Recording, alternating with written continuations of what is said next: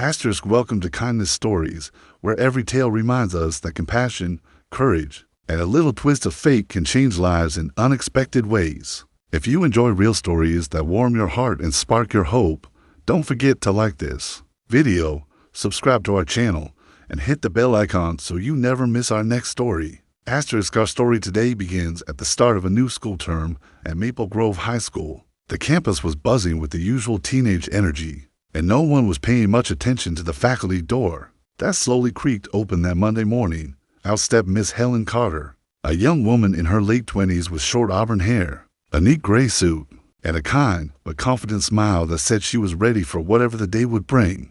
Asterisk Helen had spent the whole weekend preparing her lesson plans and getting familiar with the school's policies. She was nervous, not because she doubted her knowledge or her passion for teaching, but because this was her first real full-time job after completing her teaching degree.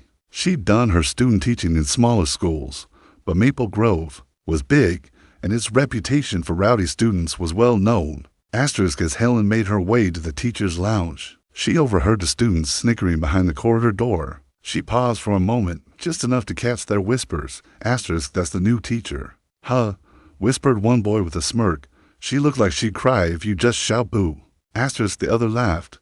Wait till the morning assembly, the seniors will have their fun with her. Asterisk Helen felt a slight chill. She knew teenagers could test boundaries. She had been one once, too, but she hoped that they'd give her a chance to prove herself. She took a deep breath, squared her shoulders, and pushed on. She had something that no one here knew about yet, something that, if pushed to her limit, she could use.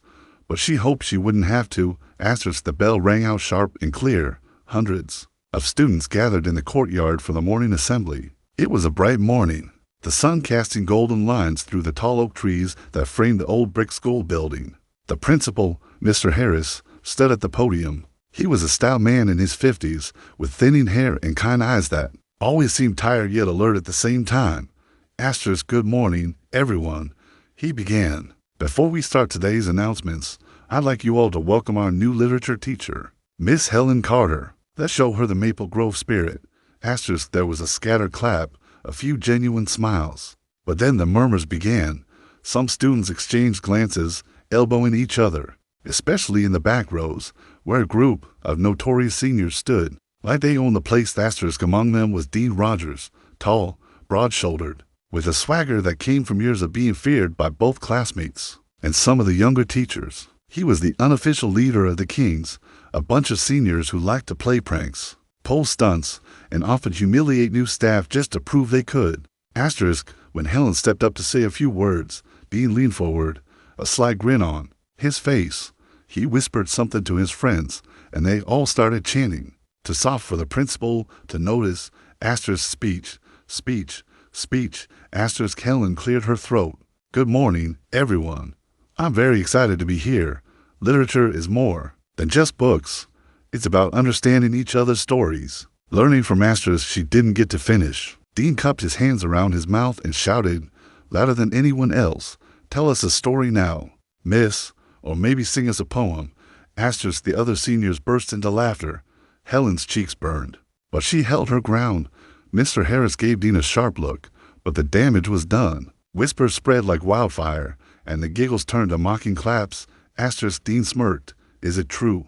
Miss, you're scared of kids. You look like you'd faint if we just blew on you. Asterisk, Helen felt her heartbeat quicken. The principal cleared his throat. That's enough, Dean. Apologize. Asterisk, Dean shrugged dramatically. Sorry, miss. Didn't mean to scare you. Asterisk, the apology was empty, and everyone knew it. Helen felt the sting of humiliation, but she also felt something else deep inside. An old memory flickered. The dojo, where she spent half her weekends growing up. Her father's voice in her ear, calm and firm. Never use your strength to hurt others, but if you must defend yourself, do so with honor.